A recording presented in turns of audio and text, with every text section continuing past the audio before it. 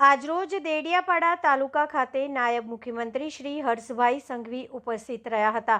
15 નવેમ્બરે આવતીકાલે દેડિયાપાડામાં ભગવાન બિરસા મુંડાની 150મી જન્મ જયંતિની ઉજવણીનો પ્રારંભ કરાવાશે।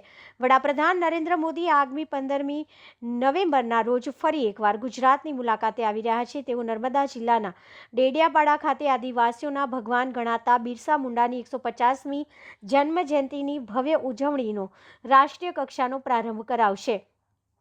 પીએમ મોદીના આગમનને પગલે નર્મદા જિલ્લા વહીવટી તંત્ર દ્વારા સભા સ્થળે કામગીરી પૂરજોશમાં ચાલી રહી છે। આવવાનું કારણ આદિવાસીઓના ભગવાન ગણાતા બિરસા મુંડાની 150મી જન્મજયંતિ ઉજવાઈ રહી છે। વડાપ્રધાન દ્વારા ભવ્ય ઉજવણીનો રાષ્ટ્રીય કક્ષાનો પ્રારંભ કરાવાશે। નાયબ મુખ્યમંત્રી શ્રી હર્ષભાઈ સંઘવીએ પદાધિકારીઓ સાથે કાર્યક્રમની વિસ્તૃત ચર્ચા કરી સ્થળ મુલાકાત કરી વ્યવસ્થાનો તાગ મેળવ્યો હતો।